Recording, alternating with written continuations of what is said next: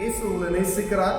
பிரியமானவர்களே, இந்த நாளில் ஆண்டவர் நம்மளோடு பேசும்படியா வேதத்திலிருந்து 2 வசனங்களை கூட வாசித்து நாம் அறிந்து கொள்ளக்கூடிய காரியங்களை ஆண்டவர் நம்மளோடு இடைபடுவாராக. அது அப்போஸ்தலனாகிய பவுல் தீமோத்தேயுவுக்கு எழுதின 1 நிருபம் 1வது அதிகாரம் 2வது 3வது வசனம் எப்படியாக சொல்லுகிறது. தீமோத்தேயுவுக்கு எழுதுகிறதாவது, நம்முடைய பிதாவாகிய தேவனாலும் நம்முடைய கர்த்தராகிய கிறிஸ்து இயேசுவினாலும் கிருபையும் இரக்கம் சமாதானம் உண்டாவதாக. வேற்றுமையான உபதேசங்களை போதியாதபடிக்கும் விசுவாசத்தினால் விளங்கும் தெய்வீக பக்தி விருத்திக்கு ஏதுவாய் இராமல் தர்க்கங்களுக்கு ஏதுவாய் இருக்கிற கட்டுக்கதைகளையும் முடிவில்லாத வம்ச வரலாறுகளையும் கவனியாதபடிக்கும் நீ சிலருக்கு கட்டளையிடும் பொருட்டு. தீமோத்தேயுவுக்கு அப்போஸ்தலனாகிய பவுல் எழுதும் பொழுது சில காரியங்களை நீ கவனமாய் இருக்கணும். வேற்றுமையான உபதேசங்கள், வேதத்துக்கு புறமான உபதேசங்கள் போதியாதபடிக்கு எச்சரிக்கையாயிரு. ஒருத்தவங்க வேத வசனத்திலிருந்து எந்த ஒரு ஆதாரமும் இல்லாதபடி என்ன செய்வாங்க, வசனத்தையே பேச மாட்டாங்க. பிரசங்கிக்கிறது பூராமே வெளியிலிருந்து எடுத்து பேசுகிறதை நாம் பார்க்க முடியும். பிரியமானவரே, உதாரணமான ஒரு காரியத்துக்கு நம்ம ஒரு வேதத்திலிருந்து ஒரு காரியம், அதுக்கு கீழே உள்ள பாருங்க, விசுவாசத்தினால் விளங்கும் தெய்வீக பக்தி விருத்திக்கு ஏதுவாய் இராமல் தர்க்கங்களுக்கு ஏதுவாய் இருக்கிற கட்டுக்கதைகளை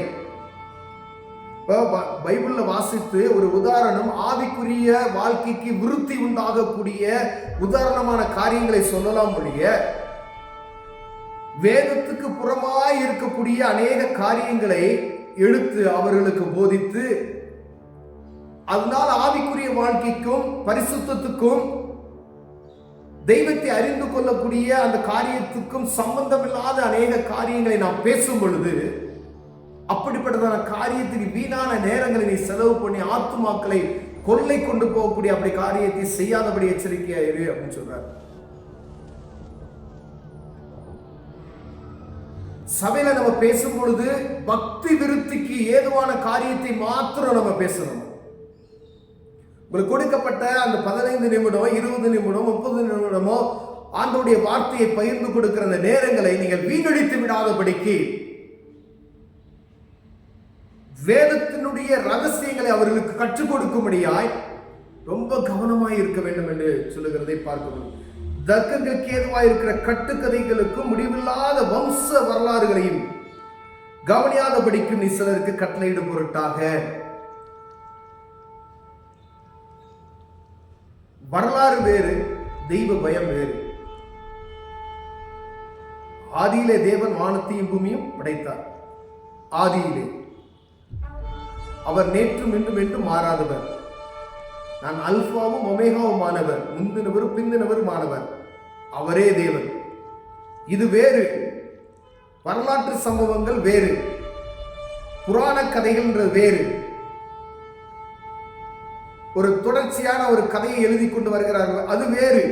அது படித்து நீங்கள் ரசிப்பதற்கு கட்டுக்கதைகளான கதைகளை எழுதி வைக்கிறார்கள் ஒழிய ஒவ்வொரு நாளும் வரக்கூடிய கதைகள் அது வேறு. அது உங்களுக்கு படிப்பதற்கு இன்ட்ரெஸ்ட் ஆயிருப்பதற்காக அவர்கள் பயங்கரமான தந்திரத்தோடு எழுதக்கூடிய கதைகள் வேறு. ஆசிரியர்கள் நிறைய பேர் எழுதுறாங்க அப்படி. ஆனா வேதம் ஒரு மனிதனை நடத்தக்கூடிய, வாழ்க்கையை கற்றுக் கொடுக்கக்கூடிய, படைத்தவரை காண்பிக்கக்கூடிய, முடிவு காலத்தை அறிவிக்கக்கூடிய இப்படிப்பட்டதான காரியங்களை வேதம் எழுதி வைத்திருக்கிறது. பிரியமானவரே, இது தெய்வீகம். இந்த தெய்வீகத்தை விட்டு வேறு கட்டுக்கதைகளை உபதேசிப்பதற்கு சபை ஒரு இடம் அல்ல.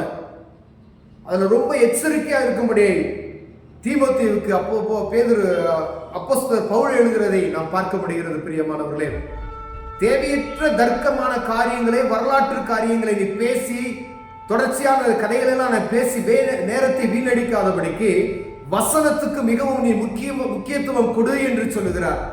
இது நிமித்தம் சபை பக்தி விருத்தி உண்டாகும்.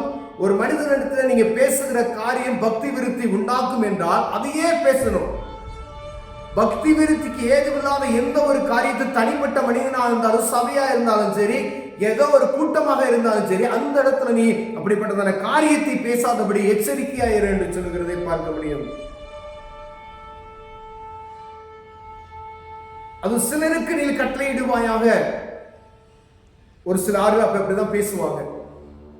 அப்ப வேத வசனத்துக்கு முக்கியத்துவம் கொடுக்கிறவர்களாய் நாம் காணப்படுவதாய் அழைக்கப்படுகிறோம். பிரியமானவர்களே, அதை உற்று நோக்குகிறவர்களாய் நாம் இருக்க வேண்டும். இது வசனத்துல பேசுகிறவங்க சரியா பேசுறாங்களா அப்படின்னு சொல்லி நம்ம பார்க்கணும். அப்ப நீங்க பைபிளை வாசிக்கணும். நீங்க வேதத்தை வாசிக்காதபடிக்கு பேசுகிறது இன்னது என்பதை உங்களால் எப்படி புரிந்து கொள்ள முடியும்? நீங்க பைபிளை வாசித்தீங்கன்னா தான் நீங்க உலகத்தினுடைய எல்லா வேதத்தினுடைய மறைபொருட்களை நீங்கள் அறிந்து கொள்ள முடியும். உங்க ஆவிக்குரிய வாழ்க்கைக்கு அடுத்த கட்டத்துக்கு நீங்க நகர்ந்து செல்ல முடியும். படிக்காதபடி ஒன்றுமே செய்ய முடியாது. வேத புத்தகத்தை அனுதினம் வாசிக்கணும். ஒருவேளை படிப்பு அறிவே இல்லாத, நான் படிக்கவே எனக்கு தெரியாது அப்படின்னு சொன்னீங்கன்னா என்ன செய்யணும் அப்படின்னா, அநேக ஆடியோ பைபிள்ஸ் அப்படின்னு சொல்லி வச்சிருக்கிறாங்க. நீங்க அதை போட்டுட்டு காதால கேட்கும் பொழுது வசனங்கள் ஆதி ஆகமத்தோடு வெளிப்படுத்தின வரைக்கும் என்ன செய்யுது, ஆடியோவா இருக்கு. ஒவ்வொரு நாளைக்கு ஒவ்வொரு அதிகாரம் யார்த்தையும் சொல்லி கேட்டு அப்படி போட்டு பாருங்க. ஆண்டவர் உங்களோடு இடைப்படுவார். அநேக காரியங்களை இந்த வேதத்தினுடைய மகத்துவத்தையும் ரகசியங்களையும் நீங்கள் அறிந்து கொள்ள முடியும். பிரியமானவர்களே, கண்களை மூடுவோம், ஜெபம் செய்வோம். அன்பின் தகப்பனே, ஆண்டவரே, பக்தி விருத்திக்கு ஏதுவான வார்த்தைகளை நாங்கள் கேட்குவதற்கும் எங்களுக்கு உதவி செய்யுங்க. ஆண்டவரே, பக்தி விருத்திக்கு ஏதுவில்லாத வார்த்தைகளை நாங்களும் பேசாதபடிக்கு ஆண்டவர், நாங்கள் மற்றவங்ககிட்ட பேசும் பொழுது அது பிரோஜனமுள்ளதாய் இருக்கத்தக்கதாய் பேச உதவி செய்யும். இயேசுவின் நாமத்தில் பிதாவே.